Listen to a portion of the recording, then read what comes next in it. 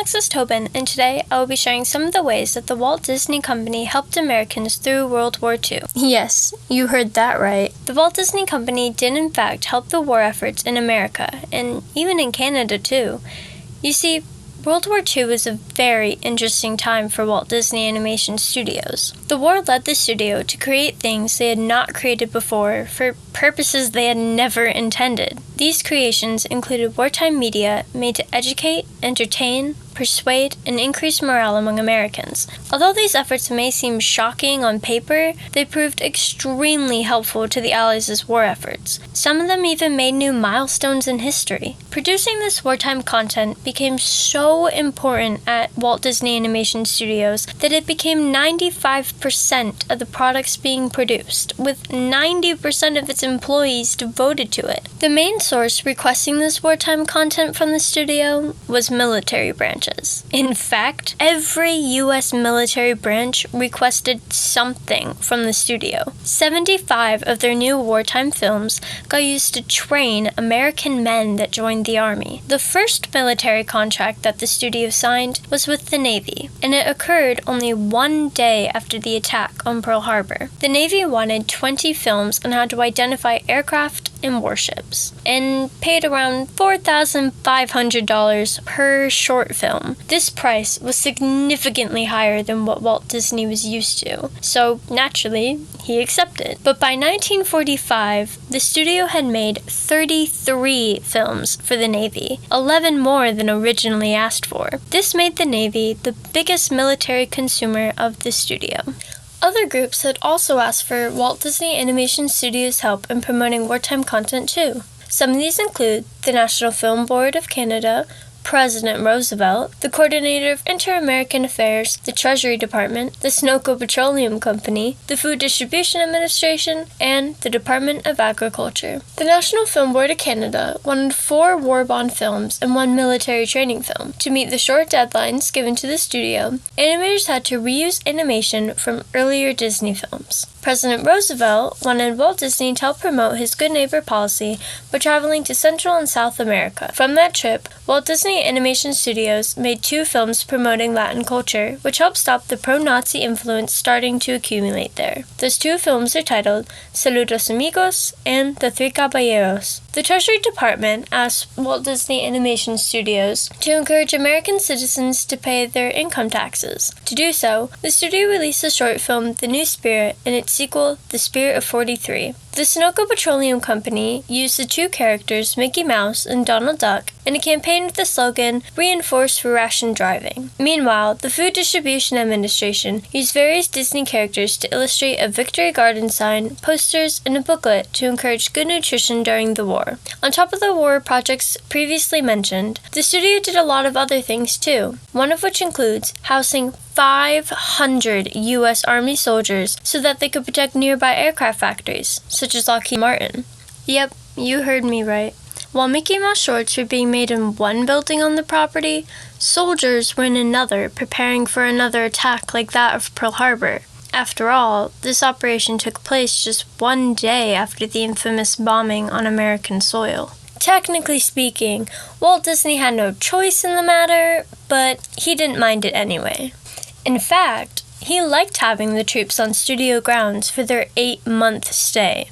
He felt it was his duty as an American citizen to help the Allied efforts in any way that he could, which Walt had felt this before, back in World War I, at the ripe age of 16. Back then, he first tried to help the war efforts by signing up for the Navy, but he was turned down due to his age. So then, he and a friend tried to join the Canadian Armed Forces, but his friend was rejected and they didn't want to go without each other. So, they came up with another plan, to join the Red Cross Ambulance Corps. Although, Walt was still a little too young for this, and he needed his parents' signatures on his documents and passports. But when it was brought up to Walt's parents, his father outright refused, fearing that it would mean the death of his son. His mother, however, knew that Walt was going to find a way to be a part of the war one way or another, and she would rather give him permission herself and know where he is, rather than not know at all, and have it be behind her back. So she signed the forms and forged her husband's signature.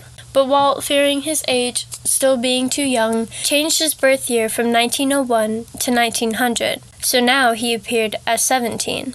And it worked, and he successfully joined the Red Cross Ambulance Corps during World War I. So, it's really not all that surprising that he did so much during World War II to help the war efforts, because he had always had that sense of American duty. But going back to the studio housing those soldiers, what's really interesting about that is Walt Disney Animation Studios holds the title of the only Hollywood film studio to ever be under military occupation. Another project included Walt Disney having 5 of his workers from Walt Disney Animation Studios produce insignia for the military, free of charge. By the war's end, an estimated 1,100 insignias were made, and they had successfully increased morale among the troops. The most requested character on these insignias was Donald Duck, because a lot of units had identified with his combative attitude seen in his short films. These films canonically made Donald a veteran of World War II, which is really crazy to think about. However, he was not the only one.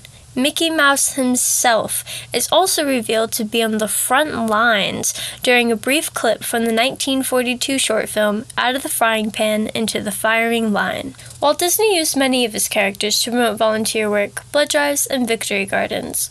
Numerous government agencies also use these characters to encourage bond and salvage drives, rationing, payment of income taxes, and good nutrition. To help promote the Bonds for Babies campaign, Walt Disney allowed a certificate to use his 22 most popular characters. In Walt Disney's effort to support rationing, Walt Disney Animation Studios made a ration stamp booklet with Disney characters on the front. The studio also released a book for kids using Disney characters to show how important war-saving stamps are. At the end of the war, the Treasury Department declared that Walt Disney Animation Studios sold over $50 million to finance the war, which in today's money is $1,099,246,428.57. Wow.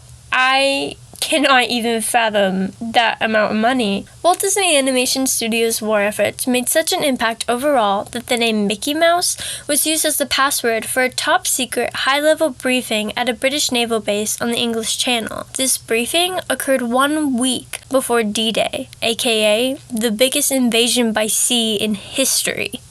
Overall, the studio's impact was so big that even Adolf Hitler felt threatened by it. This is shown through his banning of Mickey Mouse cartoons in German theaters.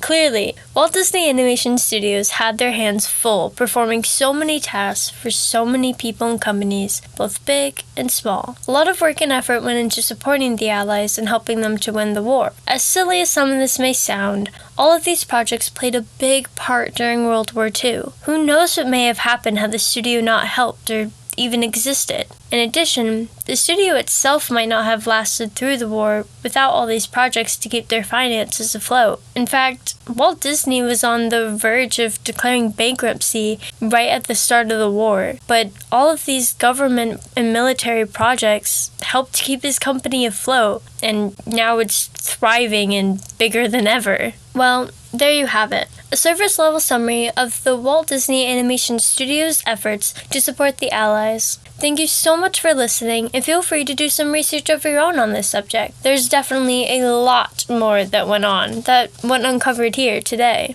I will link my sources down in the description below for you to utilize and reference, as well as the playlist I've compiled of the Disney World War II cartoons. They're all the ones that I'm aware of or can find already existing on YouTube. Now, as said on the show Mickey Mouse Clubhouse, toodles!